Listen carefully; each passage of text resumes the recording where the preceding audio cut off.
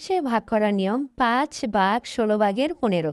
তাহলে আমরা প্রথমে লিখব ৫। এবার ভগ্নাংশে ভাগ করতে হলে ভাগ চিহ্নটাকে গুণ চিহ্ন করতে হয়, গুণ চিহ্ন করব। তারপরে যে ভগ্নাংশটা আছে তার বিপরীত ভগ্নাংশ লিখতে হয়, অর্থাৎ লবকে হর বানাতে হবে এবং হরকে লব বানাতে হবে। তাহলে আমরা ১৬কে উপরে লিখব আর নিচে ১৫ লিখব।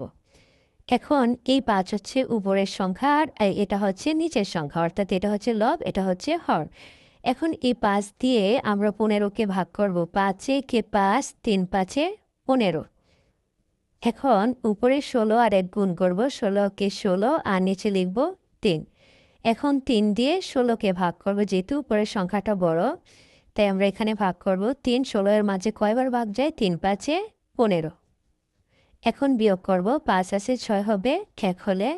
এখন আমরা লিখব এই ৫কে এখানে লিখব, ৫ সমস্তই এই ৩ নিচে লিখব, আর যেটা অবশিষ্ট আছে এটাকে আমরা লব আকারে উপরে নিয়ে যাব। তাহলে এটার রেজাল্ট হচ্ছে ৫ সমস্ত ৩ ভাগের ১।